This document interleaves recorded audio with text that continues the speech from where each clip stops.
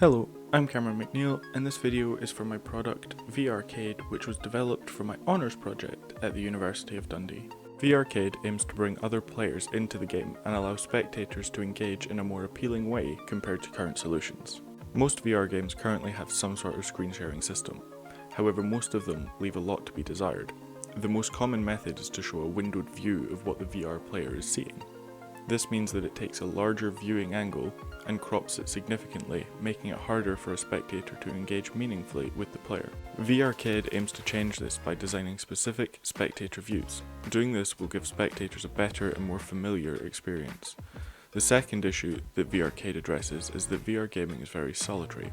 What do I mean by that? The player is required to put on a VR headset, which means their vision is blocked.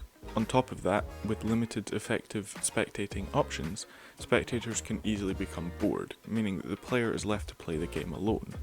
To combat this, VRcade is a multiplayer VR game, but with only one player wearing a headset.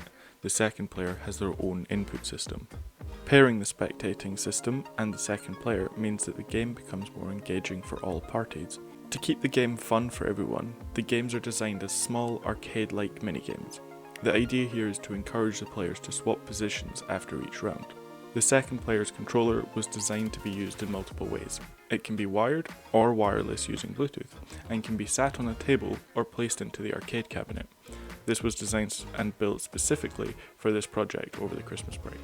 The project timeline was split into two workflows, one per semester. Workflow 1 was primarily for R&D and project management, while Workflow 2 was very development focused. To start Workflow 1, the project management tools were set up. This included a Trello board to keep track of all the tasks and a Gantt chart to plan the timeline. To start the research and development stage, the project was broken down into small components. This would allow each aspect to be tested and developed individually to ensure that the plans would work out. The VR headset was set up. This meant using the Windows Mixed Reality Portal and the Samsung Odyssey Plus. With this done, the Mixed Reality Toolkit, or MRTK, was imported into a new Unity project. I could now run Unity projects on the headset. The next big step was to get the electronics set up. At this stage there was no clear direction as to the design of the controller, but as it was just the prototype stage, it didn't make much of a difference. An Arduino Mega was used as the microcontroller. This was decided due to the number of I/O pins available. A variety of electronics components were used for testing, but to keep it simple, I decided using 4 buttons and 4 joysticks was the best option. After buying some arcade-style buttons, I tested how they would feel using a cardboard box to create a crude controller.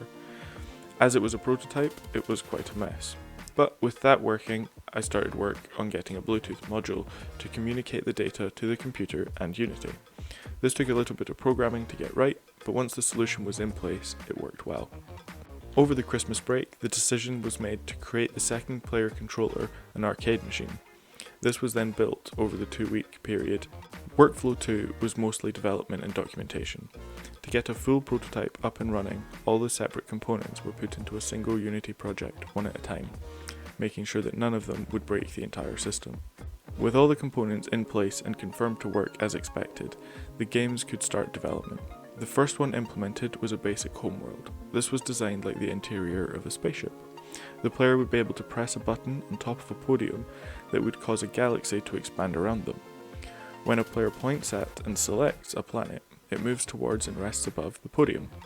Once the player presses the button again, that game is launched. This meant there was time for a game to be developed, starting with Stack'em, the flagship game. In here, the VR player is tasked with building a tower as high as they can using the building blocks provided, while the second player controls a cannon and tries to knock it down. The biggest task here was developing a height detection system for the tower. After some trial and error, a ray casting solution was developed. This worked by shooting rays from a fixed height straight down onto the build area. The shortest ray was found and then taken from the fixed height to get the tower height. With this system implemented, the tower height could be calculated. However, the player was able to hold a building block up as high as they could that would also be counted. To fix this, all the blocks had a new script added to them.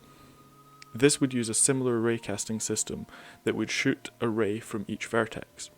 If that vertex hit an object that was not itself, then the distance was red. If that distance was within a threshold value, the block was considered to be placed.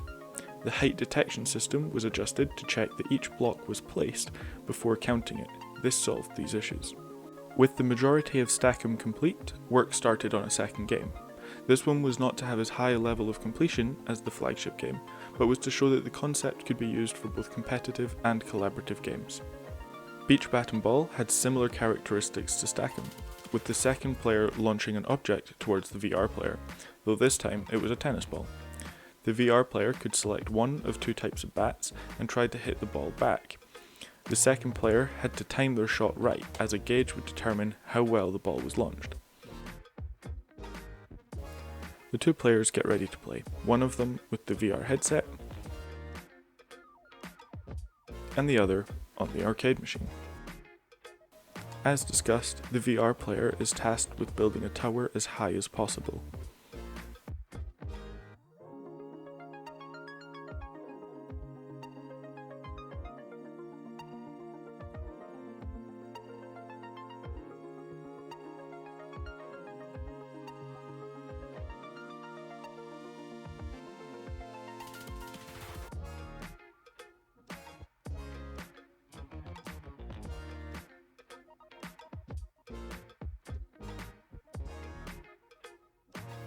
The second player stands at the arcade machine and plays the game from there.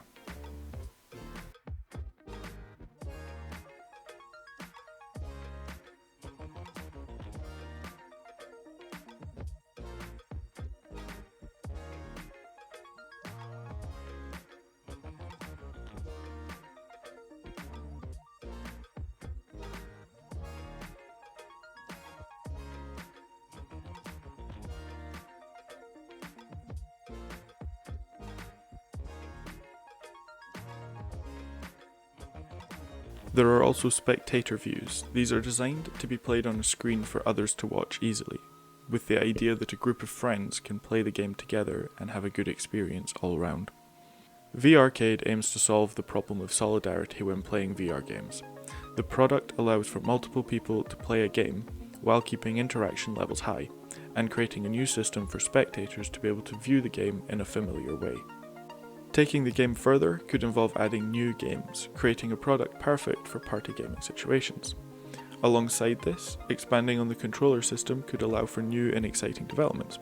Adding additional input methods or another controller could create an even more engaging game for more users, or using other controllers to create more output methods for the game, like sounds or lights.